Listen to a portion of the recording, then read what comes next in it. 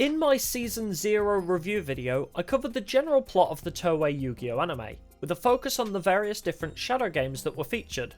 But with this potential new series, I wanted to look at each episode as a whole, breaking them down individually and giving my thoughts and opinions along the way.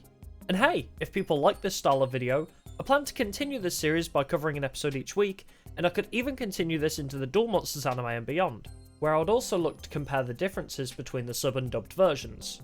But without further ado, let's get into it. The first episode sees Yugi stay behind in class during break, in order to work on completing his Millennium Puzzle in private. But when Jinochi finds him alone in the classroom, he wonders what he's up to and steals the puzzle box from him.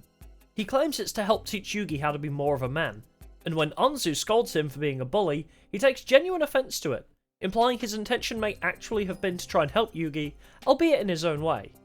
Also, Honda is here, I guess. Miho arrives claiming she's hungry, which the two boys use as an excuse to abruptly leave in order to buy lunch for her. This interaction seems innocent enough, and the boys thought they were clever using it to escape a lecture from Anzu, but do not be fooled by her attractive appearance and her no-thoughts head-empty vibes.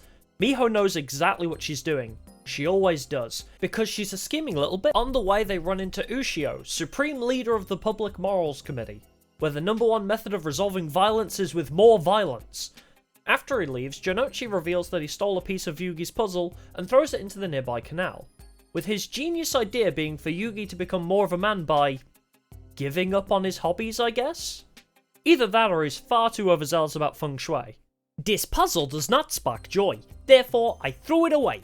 While this is happening, Yugi explains to Anzu how the puzzle comes from Egypt, and supposedly has the power to grant the wishes of whoever can complete it. We get more exposition when the two meet up later at Yugi's grandpa's game store, but not before Grandpa makes a creepy comment on Anzu's bust size. He tells them that everyone from the team that found the puzzle died mysteriously, which really makes you wonder why he thought letting Yugi have the puzzle in the first place was a good idea. The next day at school, it appears YuGiOh has taken it upon himself to beat up Jinochi for bullying Yugi, and also Honda was just there, I guess, so he of course needed to get beaten up as well. Yugi tries to step in, claiming them to be his friends, which takes Jinochi by surprise. Either that or he just felt his spleen rupture. YuGiOh demands payment for a job well done, and while worrying about where he would possibly find the money, Yugi was able to subconsciously complete the puzzle he'd been struggling with for the past 8 years, which implies the soul of Yami within the puzzle wanted to kick YuGiOh's ass so badly that he manifested the solution into Yugi's brain for him. Of course, the final piece is missing, prompting Yugi to rush back to school to try and find where it went. Conveniently, at the same time, Jinochi and Honda are just leaving the school themselves, and the whole experience has made Jinochi have a change of heart, as he jumps into the canal to find the piece he threw out earlier. Which, first of all, it's impressive Jinochi even remembers where he threw it, but also, how heavy are these puzzle pieces that it just sank there and didn't move at all with the flow of water? Just how strong is Yugi's neck by the end of this series? Luckily, Honda spots Yugi, who'd ran into YuGiOh as he had arrived back at school, and the two rush to his aid. Yugi reveals his wish to the puzzle was for true friends, and Jinochi returns the final piece back to him. As Jinochi and Honda get knocked unconscious for the second time today, causing some major concerns about potential brain damage, Yugi completes the puzzle, unleashing the power of Yami unto the world. He's just woken up from a 3,000-year-long nap and he is pissed. He makes YuGiOh play a shadow game where you climb the tower based on the value of what playing cards you pick up, with the other player moving down an equal amount, so once one player reaches the top, they win, and the other player will fall off the tower. Although it is very short-lived, this shadow game has a pretty interesting concept, which is simple enough to comprehend quickly while still being exciting, making it the perfect way to introduce the viewers to the shadow games that are the focal point of the show going forwards. The other recurring theme you'll find is the villains trying to cheat when they're about to lose, and YuGiOh is no exception.